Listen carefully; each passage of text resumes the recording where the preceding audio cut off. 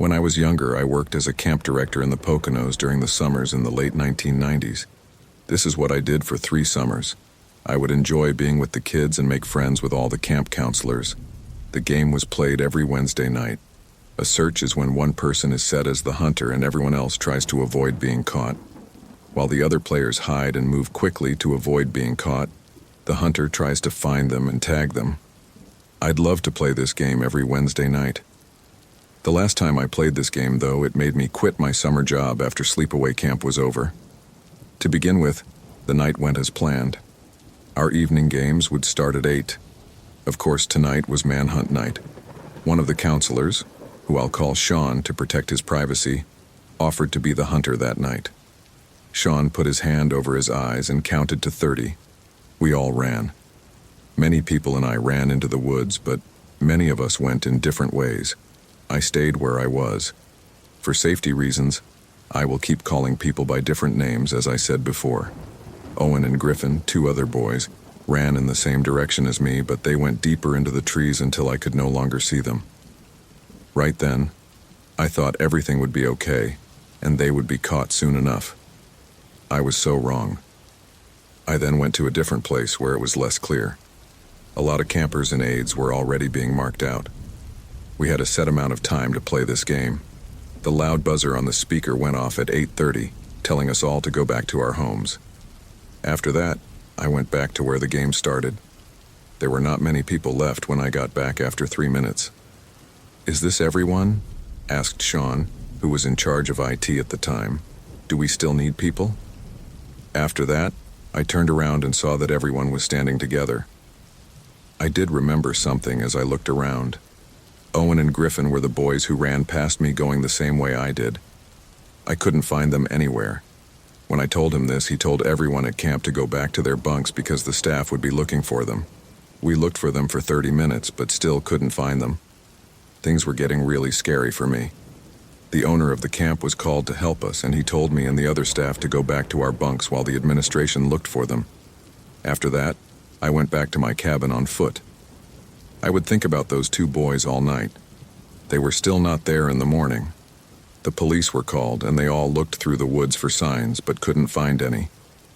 There was only 1 week left of camp. The police came every day to look, but there were still no leads on the case after a week.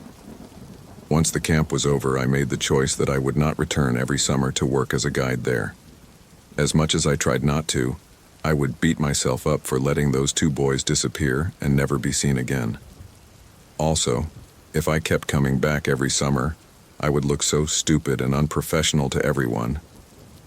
The worst thing about this story is that Owen and Griffin have still not been found and are still on the list of people who are missing. I still hurt so much and feel bad. They could have been told to stop where I was and stay there for the whole game. It's likely that they also wanted that. There are a few things I think might have happened to them. One of my first ideas is that they might have run so deep into the woods that they could no longer see the camp and got lost, not knowing where they were. The second idea I have is that they might have run far enough only to be killed by a wild animal. My third idea is that they have been taken away, which is probably the sad truth. What do you think? Let me write in the box. Before we start the next story, if this is your first time here, please subscribe to our channel and click the bell button to never miss another scary story. We need your help. Tell your family and friends about these stories. Thanks.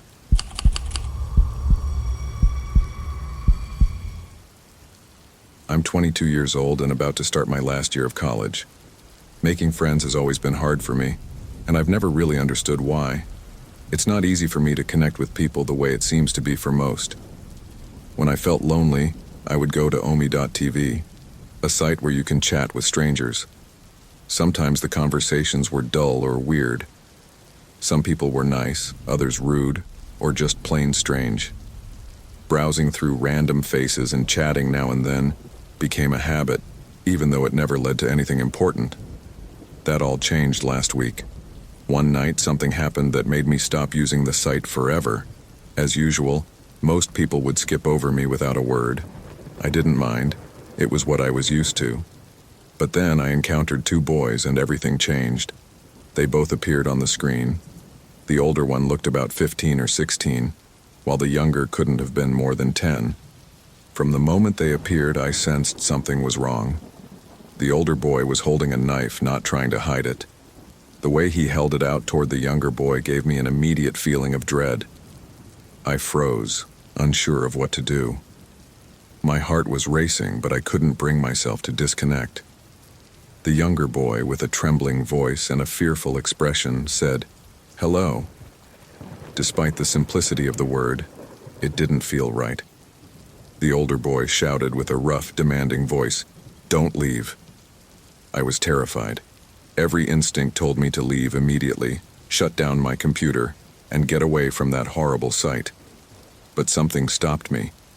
I thought about what might happen to the younger boy if I left, and that thought left me paralyzed, my mind filling with dark thoughts. I decided to stay, hoping I could somehow make things better, though I had no idea how. I greeted them back, trying to sound calm, but my voice shook. The younger boy didn't tell me his name. I asked if he was all right, and he started talking about his birthday like it was nothing. It was strange, like he was trying to ease the tension by talking about himself. I nodded, trying to act normal, but this was far from normal. Things only got worse from there. With the knife still in hand, the older boy yelled at the younger one, "Now go on!" At first I didn't understand what he meant, but soon it became clear in the worst way possible. The younger boy began to do something wrong, and the horror of what was happening hit me like a wave. I was stunned. It felt like I was trapped in a nightmare. I tried to end the call immediately, but the cursor wouldn't move. The screen was frozen, and I couldn't click the exit button no matter how hard I tried. My computer's power button didn't work either. The realization that I couldn't stop this awful scene terrified me. My computer was a desktop, and the power cord was hidden behind my desk, inaccessible unless I moved a lot of things. So I had no choice but to sit there, heart pounding and mind racing with fear. After what felt like an eternity, the video finally ended, and the screen turned off by itself. Sitting in the dark with my heart still racing, I tried to process what I had just seen. For a moment, I felt a wave of relief, but it didn't last long. What exactly had I seen? What should I do now? I thought about telling someone, but I didn't think it would help, and I wasn't sure what steps they would take. The younger boy looked genuinely scared, and I hoped he understood the danger his older brother posed. Something horrible was going on in his life, and I wished he could get out of it. Since that night, I haven't returned to Omi.tv. Some things are too disturbing to risk witnessing again.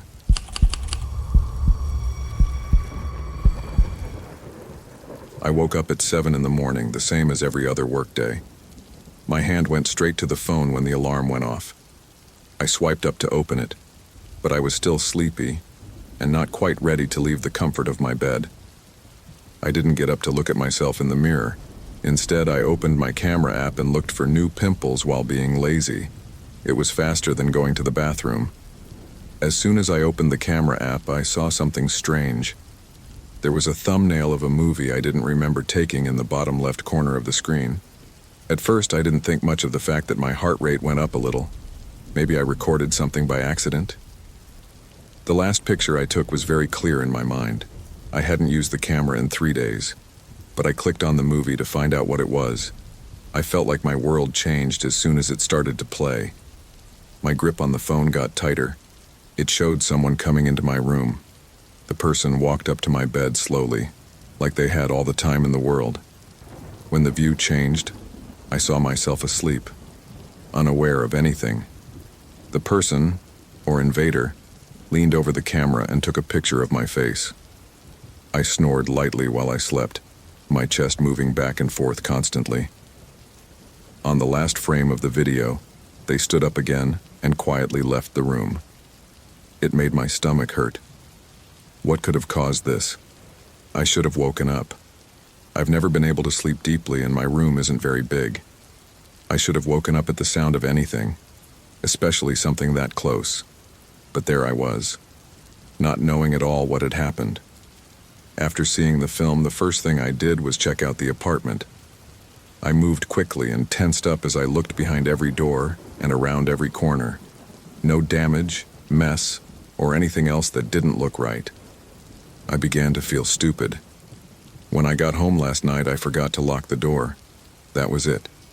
Someone could have walked right in because I must have left it open. I felt even worse when I thought about it. Who would do such a thing? Someone had gone into my home, where I was most alone, stood next to me while I slept, and recorded it. They didn't take anything. That video was all they left behind. A joke, maybe? Again, I took out my phone and quickly texted my friends to see if any of them knew who did this. It didn't make sense. I needed an answer, though. Quickly, the answers came in. All of them denied having any part in it. They had my trust. This is not a joke that any of my friends would play. It was too sneaky and disturbing. I looked at the proof that someone had been in my room, though. I felt bad that I didn't lock my phone. No secret code or Face ID. After that, I set up a good lock screen to make sure it wouldn't happen again. For breakfast, I looked through my phone and tried to figure out what I saw. When I looked at the video's file details, I saw something even stranger.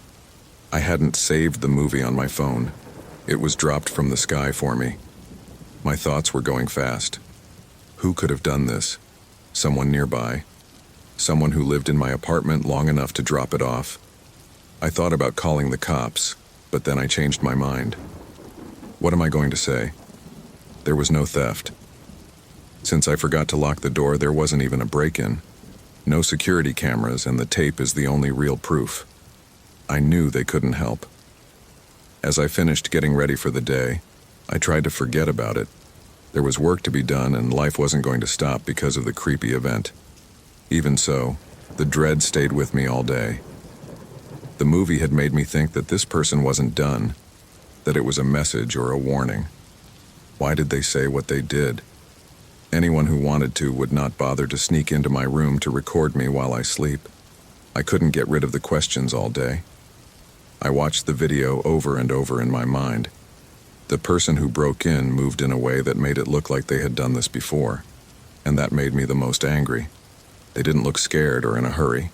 They seemed to be at ease in my space, which made me think of dark things. After what seemed like a long day, I finally got home. I left the place exactly the same way I found it. Still, I checked again, the locks, and checked every room, even the closets. I thought maybe someone was hiding, but there was no one there. As night fell, my stress level rose. Even though I knew I had to sleep, the thought of lying down in the bed where that movie had been shot scared me. I checked and locked the door again, then crawled into bed and tried to block out the thoughts, but I couldn't calm down. There was a lot of noise in the room, both inside and outside. I could feel every sound. Why did they make that video? Was it just to scare me? Did they have something worse in mind? If I thought about that person standing over me again, like in the video, I would not wake up this time.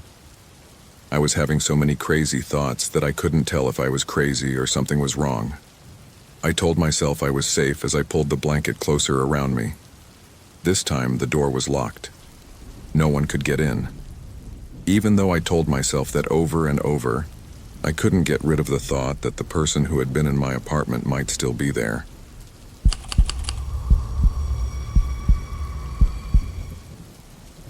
This event took place in 2004 when I was a student in high school. I went to a school in New York City called Winston Prep, which is close to Union Square. It was not like most schools because it was a special education school for kids in 6th through 12th grade. We weren't split up by grades, but by the limitations we had. When I was younger, I was told I had severe ADHD and OCD. Other kids in my class also had these conditions. Some of them had autism or Asperger's, but not the more severe kinds of autism. Most of the time, I talked to people who were like me, those who understood social cues a little better and seemed more normal. Our school was set up in a strange way. We had the same peers every class, so I knew the same group of people for all 4 years. Everybody in my class was nice. Just one guy, Quentin, stood out to me in a strange way. I got along with almost everyone else. Even though he wasn't really scary, he was different. He didn't have many friends, and the way he would just stare at people, including me, were things that always made me feel bad. I thought it was strange. I didn't think much about it because he didn't bother me. We even talked to each other sometimes, and I thought he was fine to talk to. Some days ago, things began to seem strange. It was just another day in school, and our history teacher was talking about the 2004 race for president. Trump was running against George W. Bush for re-election. Our teacher asked everyone in the class who they thought would win. Then it was Quentin's turn. He said in a relaxed way that he hoped Bush would win and then gave some reasons. But what struck me was how much he talked about gun rules. He said that he liked how Bush's party wasn't strict about guns and that everyone should be able to use guns to be safe. He then said in a way that seemed way too casual that he had a BB gun and was going to bring it to school one day. We all laughed because we thought he was kidding. The strange thing Quentin said became less clear to me as the days went by, until something happened that none of us thought would happen. It was Tuesday, and I was in my second class of the day when the school's alarm went off. All of us were lost. It's not like this often that the teachers let us know about safety drills ahead of time. I knew this wasn't a drill at that point. The mood changed, and my friends became tense and quiet. We couldn't see outside for 10 minutes because the blinds were closed, but we could hear something in the halls. At first it wasn't clear, but I could hear doors slamming shut and what sounded like people being pushed. When the door to the stairs banged open, everything stopped for a moment. Then, out of the blue, the principal's voice cracked over the PA. She told everyone that the lockdown was over and that school would be finishing early to keep everyone safe. I could tell she was in a hurry, even though her voice was calm. There was a lot of tension. We quickly got our things together and left the school, but we still didn't know what had happened. I opened my phone as soon as I got outside. It was a flip phone that wasn't as nice as smartphones today, but it got the job done. I didn't wear it to school to avoid getting in trouble. The word from my friend that day is as fresh in my mind as if I had read it yesterday. This is crazy, dude. Because he brought a BB gun to school, Quentin was just arrested. I was dumbfounded. In my mind, the puzzle pieces began to fit together. Quentin said he would bring a gun to school. Everyone thought he was joking, but he wasn't. No idea what he was going to do with it, but it was clear that it wasn't going to be good. Unsettling in a way I hadn't expected.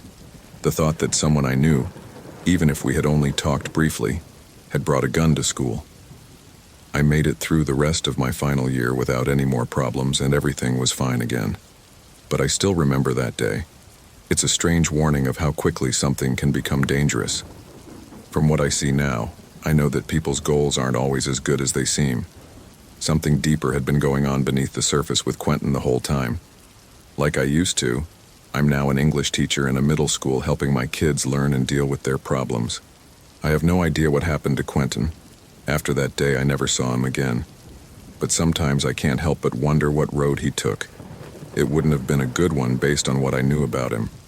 I moved on, though, and I hope he did too. Still fresh in my mind, that event changed the way I see people, especially those who seem off in small ways.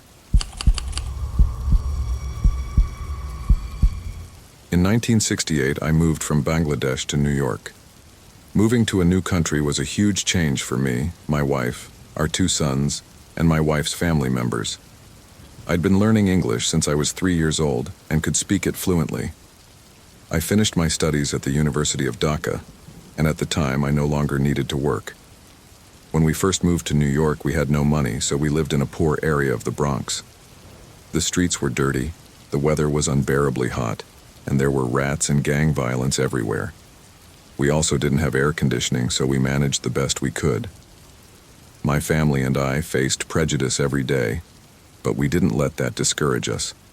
Our main goals were to survive and earn enough to pay the bills. I ended up working 2 jobs every day, one as a taxi driver and the other as a cashier at a candy store. My wife made a living sewing, and our children went to school. Eventually, we managed to make ends meet. We didn't make much, but it was enough to cover rent, child support, school, and food. We saved up whatever we could. After a while, we moved to Queens, a quieter area with a nicer, more stable home. My wife and I kept working, and our kids did well in school. Everything was going well, except for one day in 1980 that changed our lives.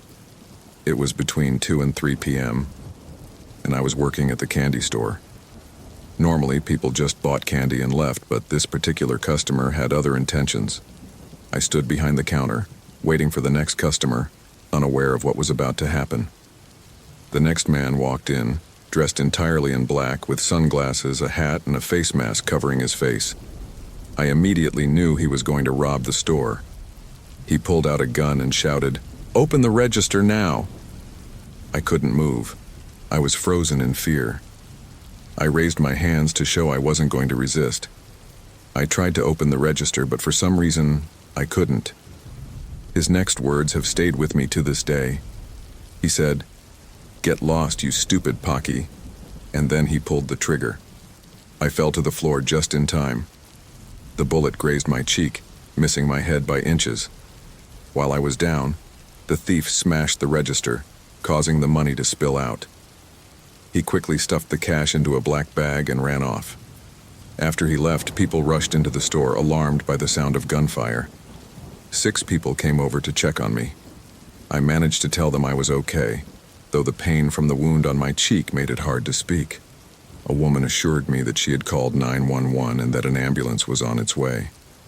Soon after, the ambulance arrived, and I was taken to the hospital. My family was notified, and they arrived at the hospital as quickly as they could. Their tears were tears of relief, knowing I was alive and that I would be all right. Later, the police came and asked the usual questions they needed to solve the case. They asked me what the thief looked like, but I couldn't give them many details since his face was covered. I helped as much as I could, and they thanked me for my time, promising to let me know if they caught him. 2 days later, I was able to go home and return to my usual routine. The owners of the candy store were kind enough to cover my medical bills. Sadly, despite the police's efforts, the thief was never found.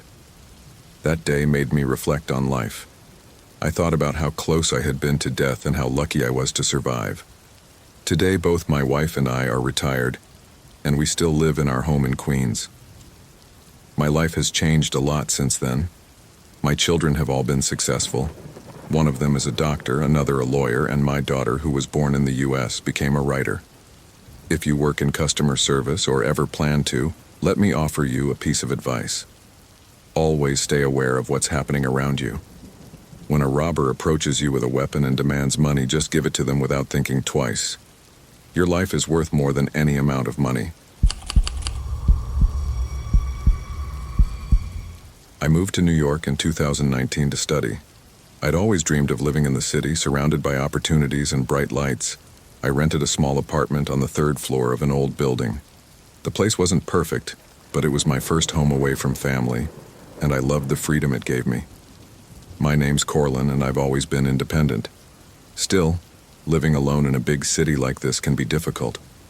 The first few months went by normally.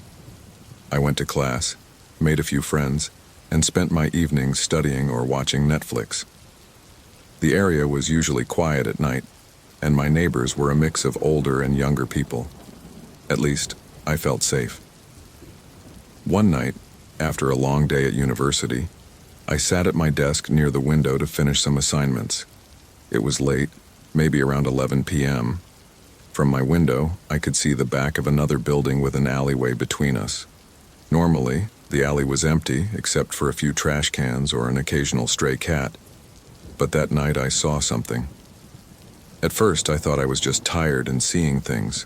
But when I looked again, it was clear. There was a person in the alley staring directly at my window. The light from a nearby street lamp barely illuminated his face, so I couldn't make out his features. He was tall, dressed in dark clothes that made him blend into the night. I felt a chill run down my spine. I didn't know what to do for a moment. I felt a weight in my chest as my heartbeat quickened. I kept glancing back, hoping he would leave. But he didn't. He didn't move at all. He was as still as a statue.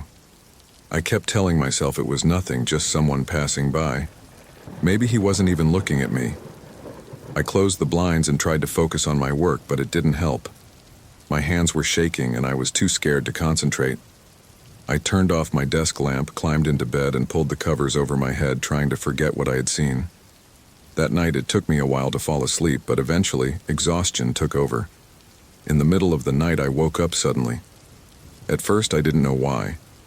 The room was dark and silent. Then I remembered the person in the alley. My heart started pounding again. I told myself it was just a dream, that no one was there. But out of fear, I decided to check something. A few weeks earlier, I had installed a small camera in my room. Even though I hadn't felt scared, my parents thought it was a good idea since I lived alone. The camera was placed on a shelf across from my bed, aimed at the door, mostly just in case someone broke in while I was away. I never thought I'd end up using it while I was asleep, but I did. I pulled out my phone and opened the app that connected to the camera. My hands shook as I fast-forwarded the video to the time I'd fallen asleep. In the footage, I was lying in bed, the soft glow of the streetlights barely illuminating the room through the curtains. Everything seemed normal until something happened around 3 a.m. The door to my apartment opened. I stopped breathing for a second. I hadn't heard anything. I was sure I had locked the door before going to bed. The door slowly opened in the video, and then someone stepped into the room. It was the same man I'd seen in the alley. He was tall, wearing a dark jacket with the hood pulled up. He didn't rush inside. He moved slowly, almost deliberately, and stopped near the foot of my bed. As I watched the video, I felt my stomach churn. I had no idea someone had been standing beside me while I slept. At first, he didn't do anything. He just stood there watching me in the darkness. My heart raced as I fast-forwarded the video. The man didn't move for at least 10 minutes. He just stood there watching me. Finally, he stepped closer and leaned toward me as if he wanted a better look. My sleeping form shifted slightly, probably just a reflex. He backed up as though afraid I'd wake up, and then he left as quietly as he'd come. After he left, the door shut behind him. He didn't take anything. He didn't touch anything. He was just there, watching. I lay there staring at my phone screen for a long time, trying to make sense of what I'd seen. My heart pounded, and my mouth felt dry. I didn't know what to do. Should I call the police? But what would I say? That someone had entered my apartment, stood there, and then left without doing anything? I couldn't sleep the rest of the night. Thoughts of what might have happened kept circling in my mind. Why had he come into my apartment? What did he want? I called the building manager and the police the next morning. They came to my apartment, listened to my story, and watched the video. They promised to investigate, but nothing came of it. The intruder was never identified. After that, I bought a new lock for my door and double-check it every night. I now sleep with the lights on, but I always feel like someone's watching me, no matter what I do. It was late at night, and the country road was completely empty. The moon hung low in the sky, casting a pale light over the deserted highway ahead. It felt like hours had passed since I'd seen another car. I was nearly out of gas, with the needle on my fuel gauge hovering just above the red mark. I regretted not filling up earlier, but I had no idea how far it was to the next gas station. I was starting to feel anxious when I saw a faint light in the distance. As I got closer, I recognized an old small gas station. It looked like something out of another era.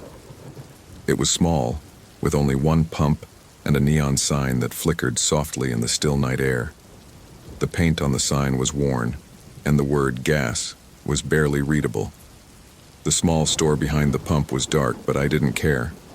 I just needed fuel. I turned off the engine and stepped out of the car.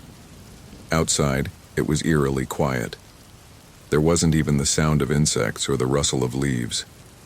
It felt as though the station was cut off from the rest of the world, existing in its own bubble of silence. I walked over to the pump and grabbed the nozzle, noticing that it was an old model.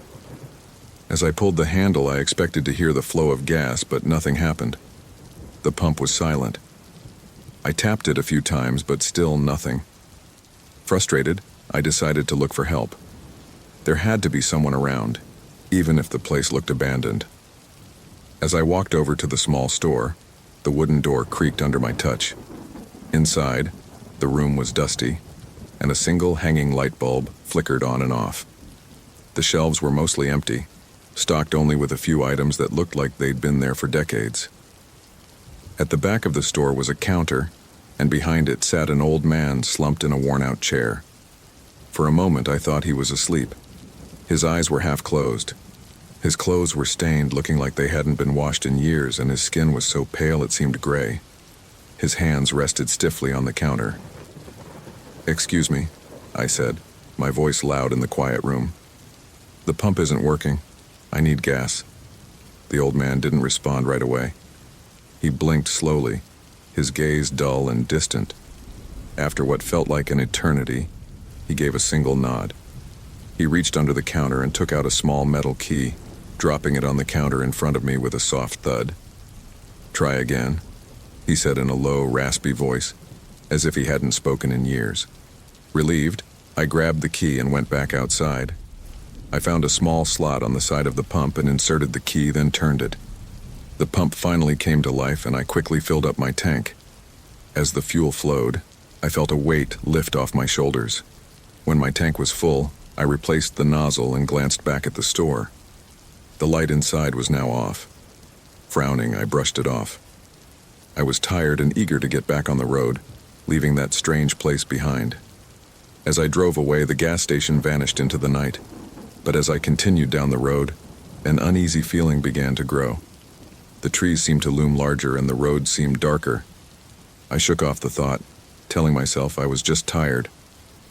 The next day, that strange feeling remained. I couldn't stop thinking about the gas station. It seemed far too old and out of place. The old man behind the counter, with his pale skin and vacant eyes, didn't look right either. My curiosity got the better of me, and I decided to ask a local about the gas station. I knew someone who lived nearby, and I told him what had happened. I expected him to nod and say something about how old the station was. But instead, he looked at me as if I had said something insane. "There isn't a gas station on that road," he said firmly. "Hasn't been one there for decades. It burned down about 30 years ago. No one's been up that way since." I felt a chill down my spine. "But I was just there last night," I murmured almost to myself. I filled my tank. I talked to the man inside. The man shook his head slowly, looking at me with a mix of pity and disbelief. "You must have seen something else. That gas station hasn't existed for a long time." I didn't know what to say. I could clearly remember the old gas station, the man behind the counter, the dusty shelves, and the flickering sign. But he insisted that none of it was real. Since then, I haven't driven that way again. Sometimes I think back to that gas station and the old man with the dead, pale eyes. I wonder what I really saw that night. Whatever it was, I know it wasn't normal.